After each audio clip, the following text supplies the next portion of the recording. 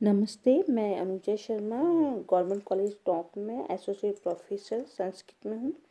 आज हम भारवी ने जो किरातार्जुनीय महाकाव्य लिखा है उसके पहले सर्ग का दूसरा श्लोक पढ़ेंगे। इसके पहले हम पढ़ चुके हैं, आगे हम कंटिन्यू करते हैं, दूसरा श्लोक पे आते हैं। तो जो युधिष्ठिर ने वनेचर को नियुक्त किया था अपने शत्रु अर्थात दुर्योधन के राज्य में जाकर वहां से पूरा वृत्तांत लेके आने के लिए, उसी का ही वर्णन हम आगे देखेंगे कि वनेचर जो है वो लौट आता है वहां से। ये श्लोक इस संदर्भ में आया है कि वनेचर दुर्योधन के राज्य से आता है सारे समाचार लेकर, और अपने राजा जो युधिष्ठिर हैं जिन्होंने उसको नियुक्त किया था उनके पास आके दुर्योधन के राज्य अर्थात हस्तिनापुर के सारे समाचार लाता है।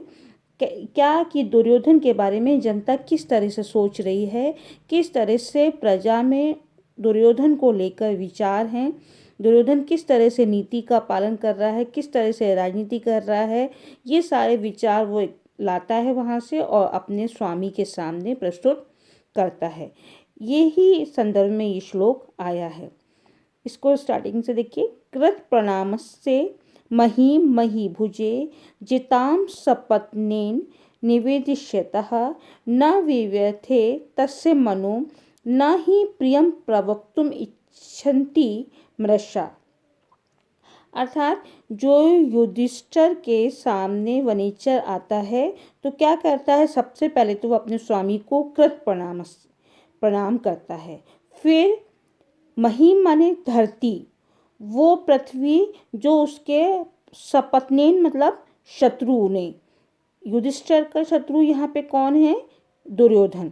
दुर्योधन ने जो उसकी युधिष्ठिर की धरती को छीन लिया द्यूत कीड़ा में, तो उसके बारे में समाचार बताने वनेचर आता है। तो सबसे पहले वो अपने महाराज को कृत प्रणाम से प्रणाम करता है और सपत्नेन मतलब शत्रु ने जिस धरती को जीताम माने जीत लिया था, ऐसी पृथ्वी का महीभुजे जो उसके स्वामी थे महाराज युधिष्ठिर से निवेदिष्यतः माने निवेदन करता है। उस पृथ्वी के समाचार वो किसको बता रहा है, युधिष्ठिर को बताने जा रहा है। निवेदिष्यतः माने निवेदन करता है। और न व्यवथे तस्य मनो, और उस समाचार को बताने में उसका मन व्यथित नहीं होता है, मतलब समाचार अप्रिय है फिर भी वो बता रहा है। जैसा समाचार वो जान के लाया है वैसा का वैसा ही समाचार वो वर्णन करता है स्वामी के सामने। किसके सामने, युधिष्ठिर के सामने। वो जानता है कि वो मैं शत्रु की प्रशंसा कर रहा हूँ, मेरे महाराज को अच्छा नहीं लगेगा, फिर भी वो अपनी तरफ से उसमें कुछ भी नहीं मिलाता है। जो जैसा उसने वहाँ पे अनुभव करा वैसा ही वो समाचार लाके अपने स्वामी को देता है, क्योंकि गुप्तचर का यही मुख्य काम होता है कि जो जैसी स्थिति है वही अपने महाराज को बताए, वही सही गुप्तचर होता है। तो तस्य मनो न व्यथित, उसका मन व्यथित नहीं हो रहा है, घबरा नहीं रहा, शंकित नहीं हो रहा, डर नहीं रहा वो। क्योंकि ही माने क्योंकि, जो हितेशिणः, ये सूक्ति है, जो हितेशी होते हैं, जो हमारा भला चाहते हैं, वो मृषा प्रियम प्रवक्तुम इच्छन्ति। मृषा माने जो अयथार्थ है माने असत्य है, ऐसा प्रिय बोलने की, प्रवक्तु माने बोलने की, न इच्छन्ति माने इच्छा नहीं करते हैं। माने उसको मालूम है कि सत्य सुनकर स्वामी चिढ़ जाएंगे और वो मुझे दंड भी दे सकते हैं, क्योंकि मैं दुर्योधन की प्रशंसा करने जा रहा हूँ यहाँ पे।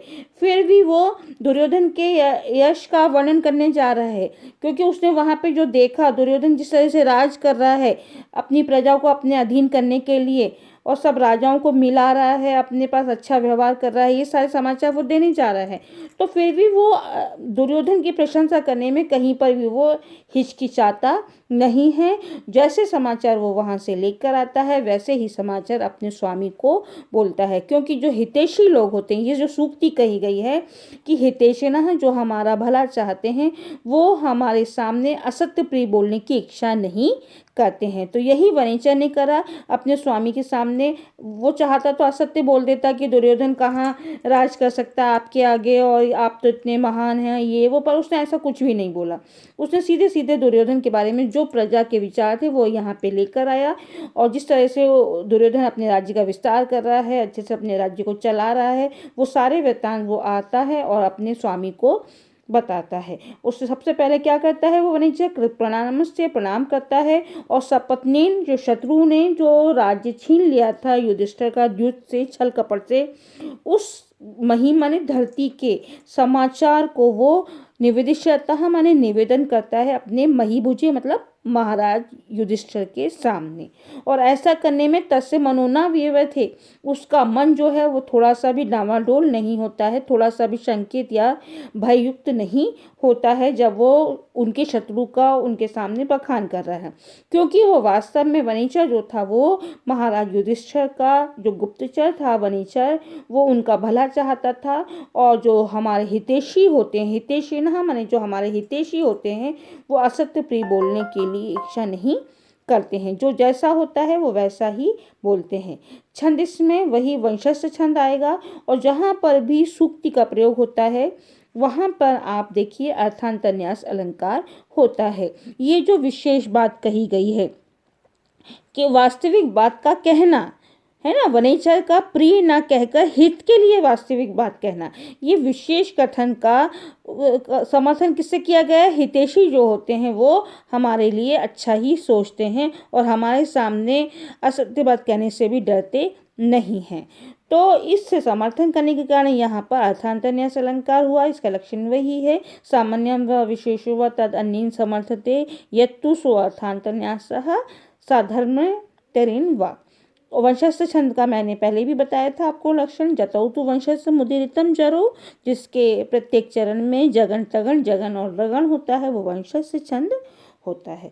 तो इस तरह ये सूक्तियों का प्रयोग जो भारवी ने वो जगह जगह किया है, इसीलिए उनको भारवे अर्थ गौरवम की उपाधि मिली। आज हम यहीं तक पढ़ेंगे। धन्यवाद।